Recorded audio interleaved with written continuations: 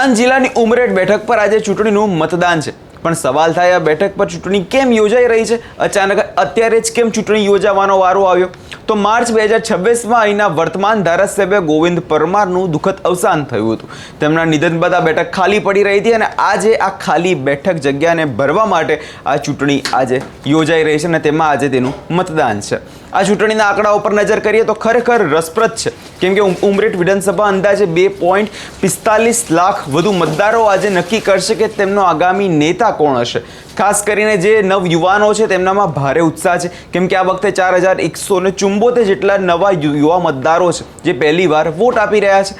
યુવાનો પોતાની જવાબદારી નિભાવી રહ્યા છે.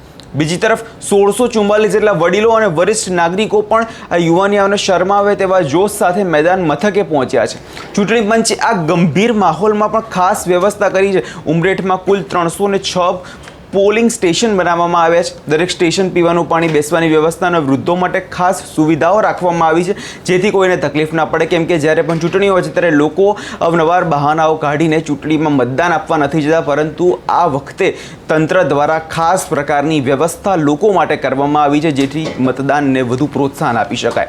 કોઈ પણ લોકશાહી પ્રક્રિયા ત્યારે સફળ ગણાય જ્યારે તેમાં શાંતિપૂર્વક ત્યારે મતદાન થતું હોય.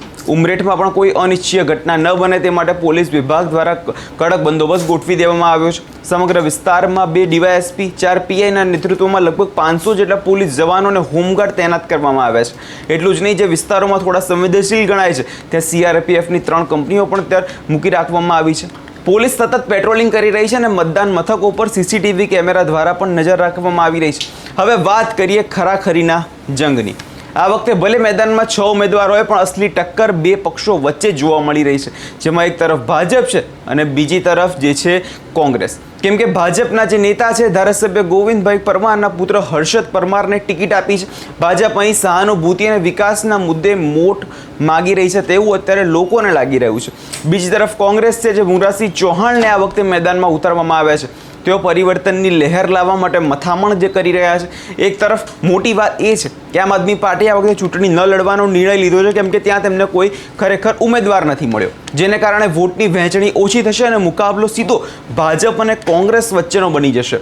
બંને પક્ષોએ પ્રચારમાં કોઈ જ પ્રકારની કસર નથી છોડી. ગલી ગલીએ સભા થઈ છે, રેલીઓ નીકળી છે અને સોશિયલ મીડિયા પર જંગ જામ્યો જ હતો. હવે જોવાનું એ રહેશે કે જનતા કોના પર વિશ્વાસ મૂકે છે.